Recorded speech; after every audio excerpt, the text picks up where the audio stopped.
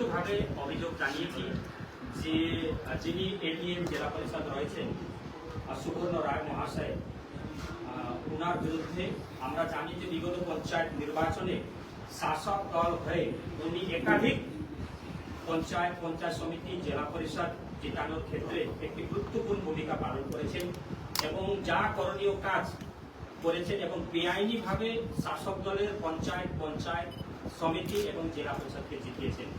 আমরা অভিযোগে জানিয়েছি যে উনি যদি আগামী যে 4 জুন আলিপুরদুয়ার লোকসভা কেন্দ্রের গণনা হবে সেখানে যদি উনি থাকেন তাহলে এটা সঠিকভাবে গণনা হবে না, এখানে কিছু কারচুপি করার একটা অবকাশ থেকে যায়। তাই উনার বিরুদ্ধে আমরা অভিযোগ জানিয়েছি যাতে উনাকে ইলেকশন প্রসেস থেকে প্রক্রিয়া থেকে পুরোপুরিভাবে সরিয়ে রাখা হোক। আমরা ভারতীয় জনতা পার্টি পুরোপুরি গণতন্ত্রের বিশ্বাসী এবং গণতন্ত্রের মাধ্যমে মানুষ নিজের ভোট অধিকারকে প্রয়োগ করেছেন এবং ওনারা যাদেরকে ভালোবেসেছে, যাদেরকে ভালো লেগেছে, ওনারা কাকে ভোট দিলে আগামী দিন আলিপুরদুয়ার, পশ্চিমবঙ্গ এবং সারা ভারতবর্ষের ডেভেলপ হবে, উন্নয়ন হবে, সেই জিনিসকে মাথায় রেখে ওনারা ভোট করেছেন। কিন্তু আমরা জানি, আমাদের কাছে খবর আছে, আমরা জানি যে আলিপুরদুয়ারের দুটি নেতা কিছুদিন আগে কলকাতা গিয়েছিলেন এবং সেখানে তাদের নেতা নেত্রীর সাথে কথা বলে একটি মোটা অঙ্কের টাকা কলকাতা থেকে শিলিগুড়ির কোনো ব্যবসায়ীর কাছে, সে ব্যবসায়ীকে আমরা জানি, সেই ব্যবসায়ীর কাছে মোটা অঙ্কের টাকা এসেছে এবং সেই টাকাটি 5টা কিংবা 6টা নাগাদ, মঙ্গলবার বুধবার এরকম ছিল, 5টা কিংবা 6টা নাগাদ সেই টাকাটি পুলিশের মাধ্যমে আলিপুরদুয়ার ঢোকানো আছে, আলিপুর আনা হয়েছে। সেই টাকাটাকে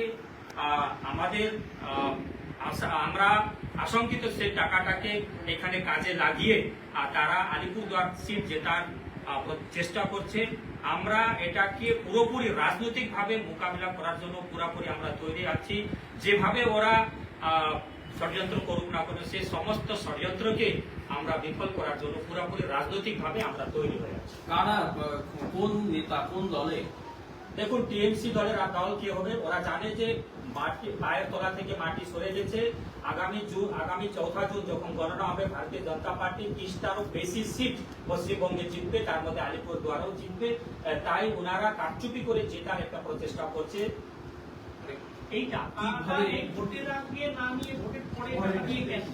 দেখুন, মানুষ এইবার তো সেন্ট্রাল ফোর্স রয়েছে, সেন্ট্রাল ফোর্সে তার বুথ আপনার দখল করা কিংবা বুথ দখল করে ছাপ্পা ভোট করার তো কোনো অবকাশ নেই। সেখানে 4টা করে সেন্ট্রাল ফোর্স রয়েছে, তাই তারা গণনা সেখানে কিছু করতে পারেনি। তাই গণনাতে তারা কারচুপি করার জন্য এই টাকা ব্যবহার করবে এবং যারা অফিসার থাকবে সেখানে কিংবা অন্যান্য কিছু লোক থাকবে তাদেরকে কেনার জন্যই এই টাকা ব্যবহার করা হবে।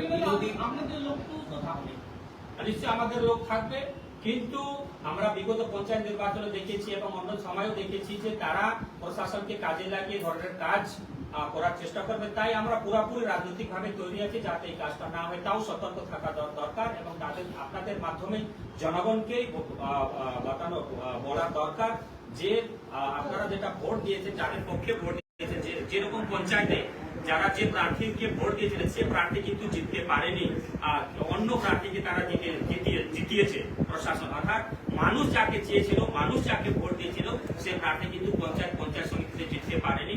অন্য প্রার্থীকে যাদের বিরুদ্ধে মানুষ ভোট দেয় তাদেরকে বর্তমান শাসক দল প্রশাসনকে কাজে লাগিয়ে জিতিয়েছে।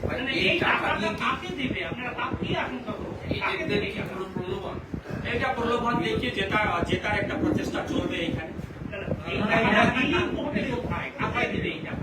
দেখুন, এইখানে যারা কাউন্টিং এ থাকবে, যারা অফিসাররা থাকবে, পুলিশরা থাকবে কিংবা অন্যরা যারা থাকবে তাদেরকে একটা কেনাকাটা করার একটা প্রচেষ্টা চলবে।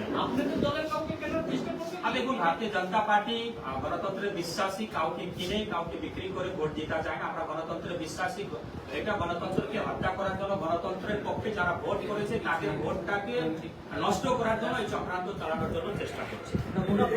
নির্বাচন কমিশনের তত্ত্বাবধানে হচ্ছে, সেক্ষেত্রে কি নির্বাচন